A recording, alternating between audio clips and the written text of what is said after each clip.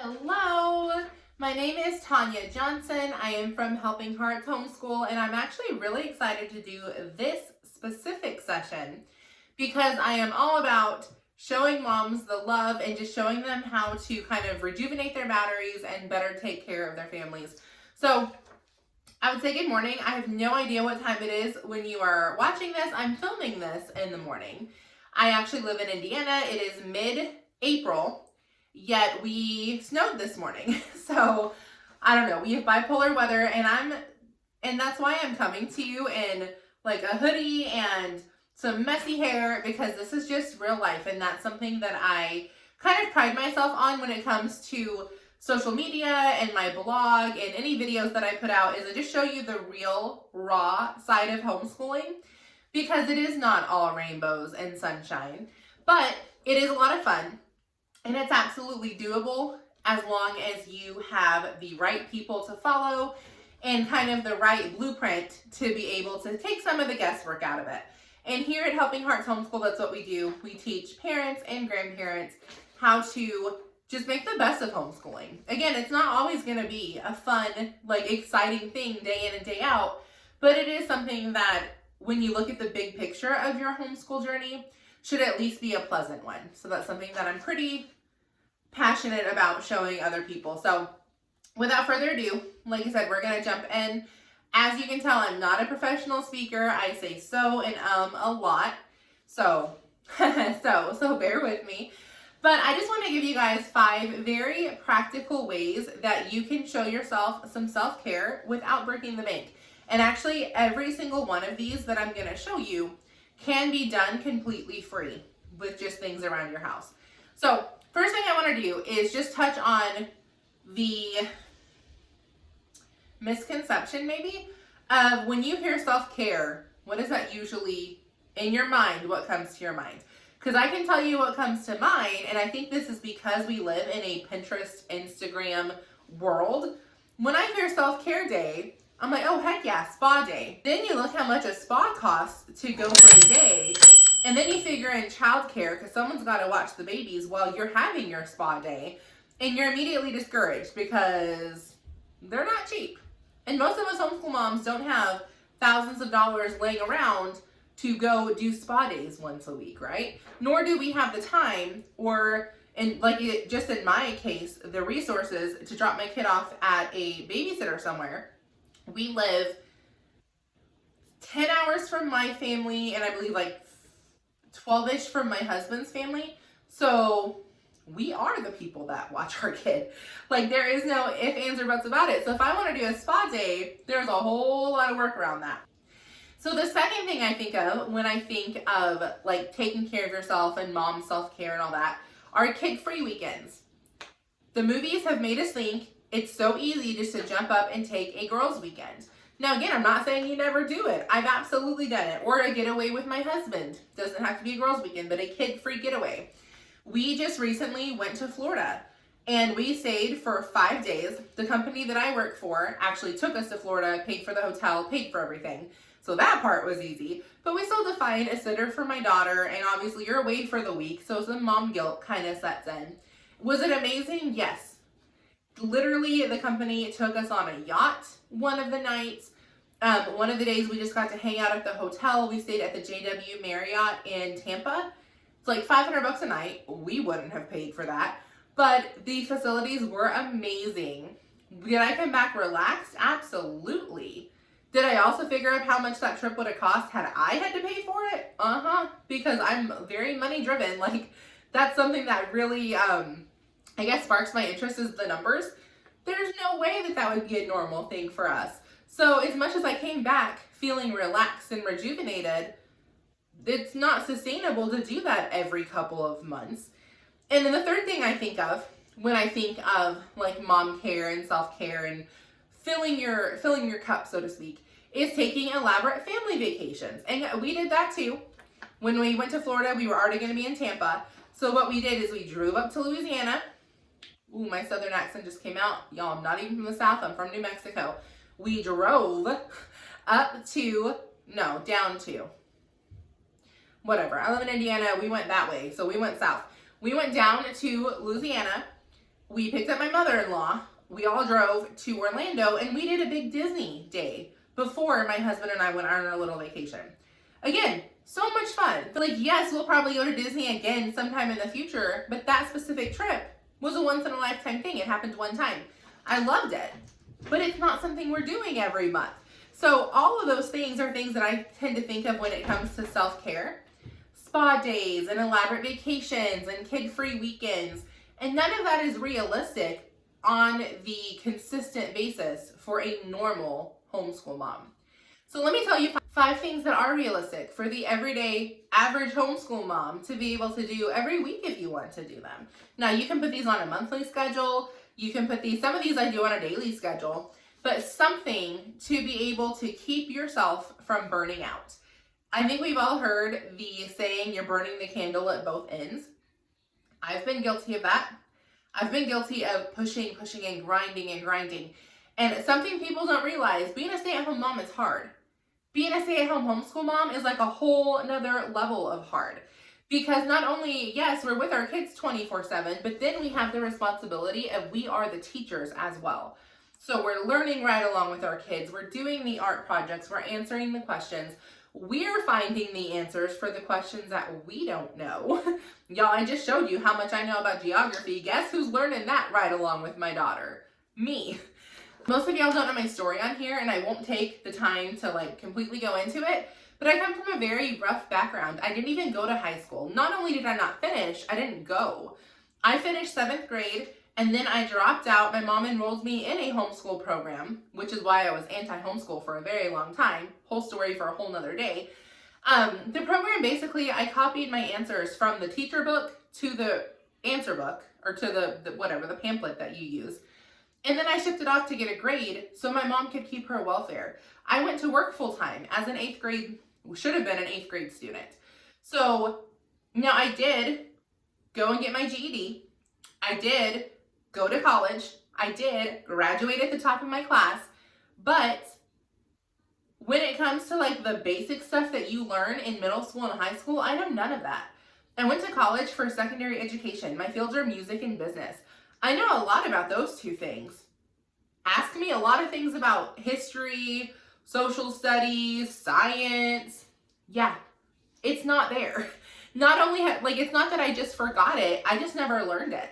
So I am learning things right along with my daughter, which I absolutely love. And that also should give you a little bit of encouragement. If you're someone that's like, I don't know, like, can I homeschool? Am I smart enough? Girl, you got this. If I could do it, you could do it. You're good. But it will probably take a little extra work if you feel like you are lacking in the knowledge department, because you are going to have to learn right along with your kid, just like I'm doing. But that's actually a good thing. Like, it's very, very fun learning right alongside them. Yeah, I don't even know where I got off on that. Listen, I am not the normal homeschool mom. I get sidetracked so easily. So let's jump into it. We're going to talk about 5 things that we can do every day to fill our cups. Make sure that we are staying on the tip top of our own game, so that way our families can run smoothly. If you have a business on the side like I do, that can run smoothly. Your homeschool can run smoothly. Everything can just run very smoothly because it starts with us. We are the person that sets the tone for all of those things because we're the head of all of those things. So, number 1 is having a hair wash day. Listen, I know, probably sounds dumb. Do y'all see how much hair I have? There's a lot of it. So something that I love to do, obviously if you know anything about hair care, you do not wash hair every day. Typically it's about once or twice a week. There's lots of routine things you do in between. Again, not the video for that.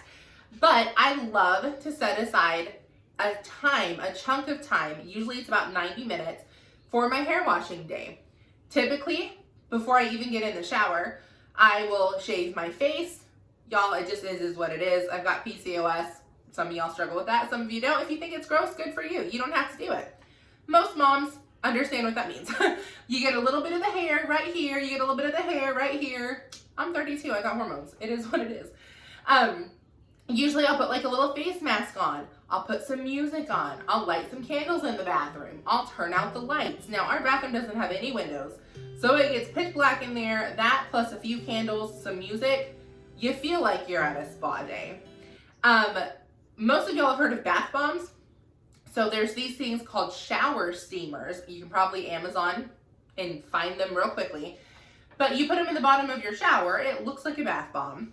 And when the hot water hits it and all the steam, it makes your bathroom smell amazing.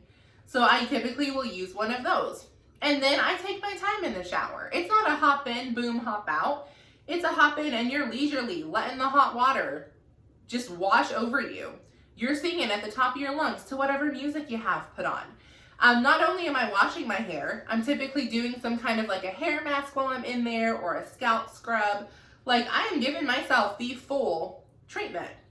And when I get out of that, the end of that 90-minute segment is again usually what I do start to finish. I do not rush it at all. I am so relaxed. My cup is so full. And I honestly just feel amazing. And that's something that I can do every week and it doesn't cost me any money. Now, obviously, if you have no candles at home and you want candles, go spend $3, $4, $5 on a candle. You don't have to, but I do understand, like, if that's a thing that you want to do and you don't have candles, that'll cost you a little money. If you don't have bath bombs or shower steamers, and again, you want them, they're not necessary, but if you want them, that'll be a little bit of money. But you can do it for free and feel just as relaxed as someone who spends the extra $10 to get steamers and a candle. So keep that in mind. Now, my daughter is 7, so during my hair wash day, I let her pick out a movie, she has a snack, and she does not move off of the couch. She knows mom is having some mom time. Communicate with your kids, guys. They understand once they're a certain age, they get tired, they need their cups refilled, they need to have downtime. Mom needs the same thing. Like, you're allowed to communicate with your kids that you need to give a little bit of time to yourself. And most of them will love being able to sit in front of the TV. Now, I'm going to put a little caveat in here because during the character building day, I'm doing a session in there on technology and how to set boundaries that are healthy for you and for your kids both. I would highly recommend tuning into that. If you have a child who gets so much TV that you're like, this would not benefit them at all. Like, they would look at me like, okay, I get TV every day. Why do I want to sit here while you're taking a shower? Highly recommend tuning into that. Or maybe you don't. Maybe your kid is excited by that, but you're a little leery of giving him some TV time. Again, healthy boundaries. Go ahead and tune into that session. I promise you're going to learn some things. So, and I do have notes down here, by the way, guys. Again, I'm not the normal homeschool mom, or rather, I probably am a normal homeschool mom. I'm not a Pinterest or an Instagram homeschool mom. Put it that way. So if your child is younger, maybe you got to get a little bit more creative. Wait until dad comes home. Plan it on a weekend. Again, communicate with your spouse. Your spouse should have no problem giving you a little bit of alone time if you sit down and calmly explain to them, like, hey, the house runs very smoothly, laundry's done, dishes get done, the school gets done, kids are clean, house is clean, dinners are made. But to keep all of that going, I also need to take time for myself and be able to sit down and take care of me. Would you mind if I just completely zone out for the next hour and a half to 2 hours? All kids' questions are directed to you. You take initiative on all of that and let me just lock myself in the bathroom and just, again, refill my cup. I don't know any spouse that's going to be like, nope. Now, I wouldn't, if I were you, hit them with that as soon as they walk through the door with no warning. For me, today's Monday. That's when I'm filming this. I have no idea when you're watching it. But for me, for example, if I was going to do this, I would simply just talk to my husband tonight after he has a full belly. Marriage tip 101, ladies, don't talk to your husbands when they're hungry. It's not a good thing. Feed them and then talk to them. And let them know, like, hey, would you mind if I do this? What would be a better day for you, Friday or Saturday? Or Saturday or Sunday, or whatever his off day is, or a day that you know it's going to be a lighter day for him or whatever. But instead of just saying what day would work, I would give him 2 choices, A or B. Which is better, A or B? That's a sales tactic I learned when I was heavy into sales in college.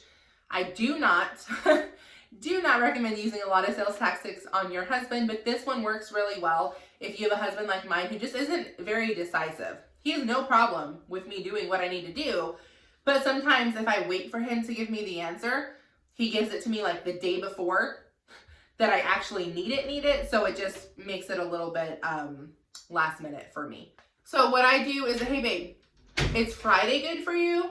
Or is Saturday better for you? Like, I know you want one, but which one do you want?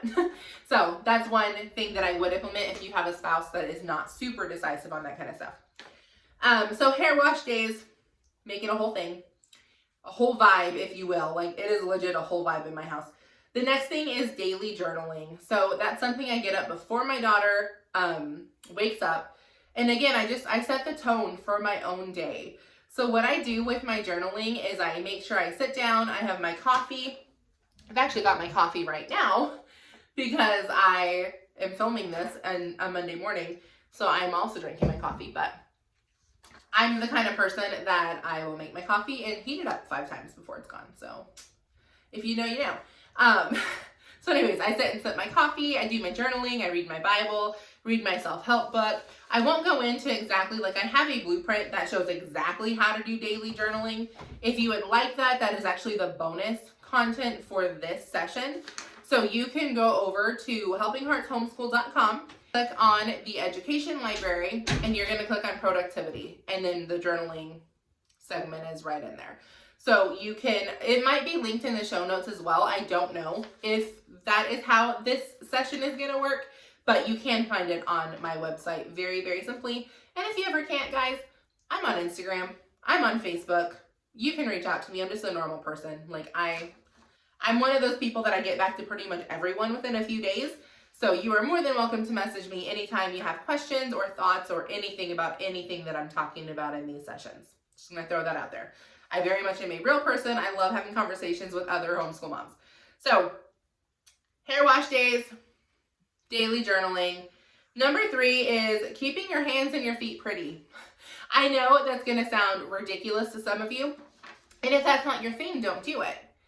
But if that is something that you know would make you feel like the best version of yourself, make time to do it. I can tell you, my nails are almost always done. Now, I used to go and actually get them done. Let me tell you how fast that adds up. So my husband and I had the talk, and he was kind of like, so maybe let's pick hair or nails and like maybe not spend so much money on both of them. So, you know, I had to take one for the team on that. But what I did is I just started using Amazon nails and doing them my own. The first probably 5 or 6 times, it was rough, I'm not gonna lie, like they weren't super cute, but I've been doing them now for like 2 years. I actually like the way I do them better than the technician was where I was going. And she was really, really good. So that's saying something. But it saves me so much money. And then bi-weekly, I give myself a pedicure. Same thing, I could go and get it done. And I probably prefer to go and get it done. However, my daughter is in that phase where she really likes to do this with me. So yes, it's self-care, but I do turn it into like a mommy-daughter bonding thing as well. So bi-weekly, usually on a Saturday night, we carve out 2 hours. We sit and y'all, we do the work. So let me tell you. So we have big, like mixing size bowls, but I just keep them like strictly for pedicures because it kind of grosses me out to use them and then wash them. Even though I know it's clean, I'm just telling you, I'm a little OCD on that.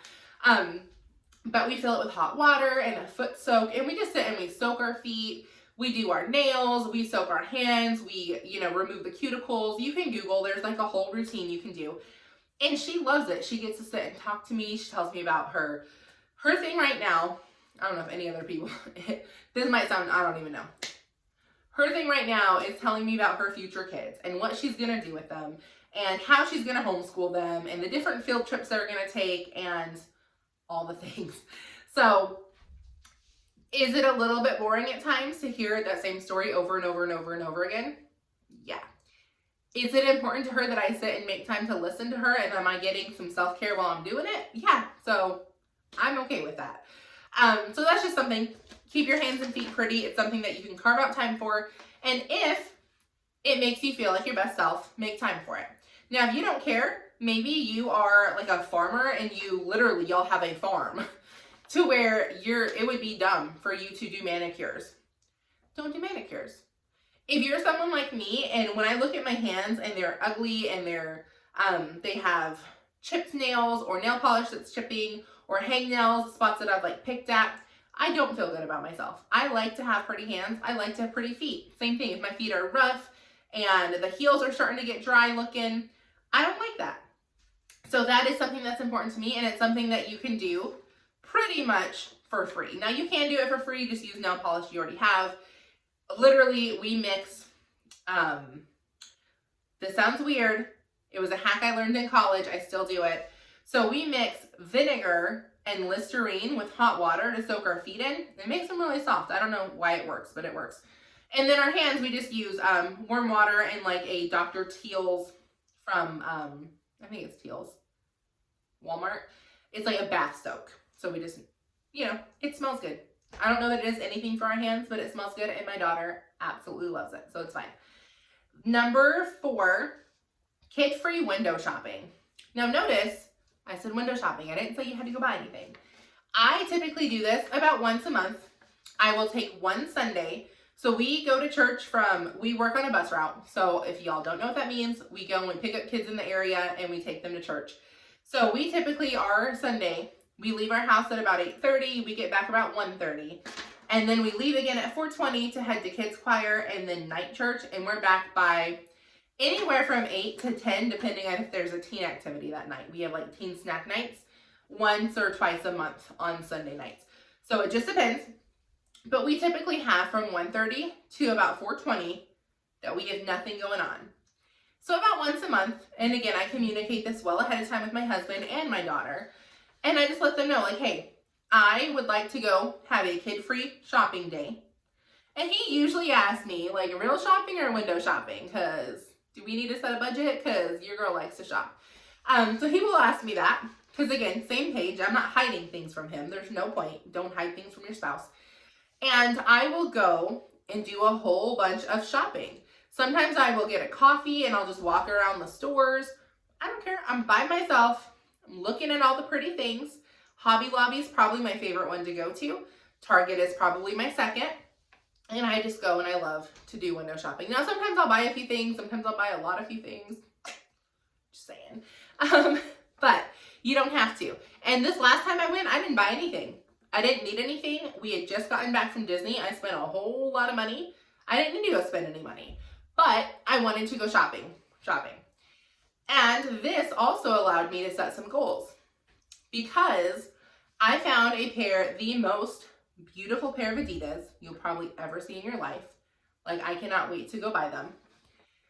But I have the discipline now. I didn't used to. I have shoes in my closet that I've never worn that tell you I didn't have this discipline to start. But I have the discipline now to where I do not impulse buy. So what I do is I make myself wait at least a week to go and get whatever item that I want to get. If it is not a necessity, it's just a want. But it also allows me to set an income goal for myself. So this is what I do. I found the pair of shoes that I really want. I took a picture of them because I look at it every couple of days because I really want these shoes. And they're about $100. I allow myself to spend 10% of the income that I bring in from social media, because that's where I make my money, 10% of the income I bring in on just fun items that I want to buy. Again, I set this number with my husband. We talked about it, all in communication. So that means I need to make about $1,000 extra to be able to buy these pair of shoes. So guess what that motivates me to do? Get my action steps done. We do 5 tasks every single day. That's it. That's what brings in our money. So if I want to get these shoes, I make sure and I get those 5 tasks done. Plus, maybe I'll do them a second time because I really want these shoes. So 1, it helps me not to impulse buy. 2, it helps me to set some income goals so I can work around it that way. And that you could set yourself the same way. Maybe you want to go window shopping, you find some things you really do want, and you either don't have the money for it or you don't want to spend the money, because that is a very real thing as well. And that's, like I said, I fall into that category quite a bit. And it's a good category because you shouldn't be impulse buying everything, right? So it allows you to practice a little discipline and then come home and set a goal system of, okay, what do I need to do to get these, whatever it is that these are. Now, if that's not you, that's okay. Just go window shopping. You don't have to have anything in mind, or, go real shopping. But this, I would stress, do it without a kid. Go by yourself. Let yourself wander all the aisles. Like, I don't know. I can't tell you how amazing that it is. I love doing it. I do it a lot. Well, I don't do it all. I do it once a month, but I would do it a lot more probably if I had a little more time. And then the last thing on the list is drive to your favorite spot and just soak in nature. What I love to do is I love to go to my favorite spot, which happens to be the beach. Now, I just told you it's middle of April and it snowed this morning. So guess who don't spend a lot of time in the beach in the winter, unfortunately. But sometimes I will still drive up there. I'll just stay in my car with the heater running and I just look out. Now, we live about 10 minutes from Lake Michigan. So it's not an ocean, it's a beach. But it's so gorgeous in the winter. Everything is frozen. There are huge ice caps coming up on the sides of different areas around the beach. It's gorgeous. And I just sit and kind of like bask in the beauty of this is what God has done. And it just kind of grounds me and helps me connect with him that much more. I don't know if I already said this or not. If I did, I don't know. But bonus, if you grab a coffee on the way, y'all already know I'm a coffee person, okay? So grab a coffee, sit and just, again, take in nature. Now in the summer, I'll grab an iced coffee, I'll get out of my car, and I will walk along the beach. Again, by myself with no kid. My favorite thing to do is combine some of these. I will go journal at the beach, usually on Saturdays when my husband's home. He does work a lot, so during the week, kid's my responsibility 100%, and I fully understand that. I chose this. Like, I was not planning on ever being a stay-at-home mom, let alone a homeschool mom. So this was not something that like I came into the marriage with the expectation of, you know, my husband saying this is what you're gonna do. This was actually a decision I made early on into my daughter being part of our life that he fully supports, but obviously I chose it. So I'm not gonna sit and complain about the fact that I don't have a lot of me time during the week. I have plenty of me time because I make it. I get up before her, make sure that I'm doing the things that I need to do to fill my cup, and that might be the same boat that you're in. But I do love when I have the extra little time on the weekend to, again, go to the beach and do things like that by myself. So I think I covered everything in this. If I can just leave you with some encouragement, if you're feeling like maybe you are a little overwhelmed or you can't catch up on XYZ, or maybe you're just starting to feel a little burnt out, practice just one of these things. Implement one of these 5 things that literally pretty much any mom can do and see if it makes a difference. See if it's something that helps you fill your cup just a little bit more. And then don't forget to go grab the bonus content for this session. And it does walk you through very detailed, very step-by-step how to do that. I have found personally, if a mom comes to me and she's overwhelmed and she's feeling burnt out and things like, you know, hair wash days or some window shopping or things like that don't fix the issue or fill her cup, that the issue is a little bit bigger. And to get to the root of that, I always recommend starting with that daily journaling, practicing gratitude, getting in the Bible, all a part of the journaling process. And I find that almost every single time she's able to get to the root of the issue, communicate with her spouse, and go ahead and fix the actual issue versus just putting a Band-Aid on it. So highly recommend the journaling. And I will see y'all in my next video.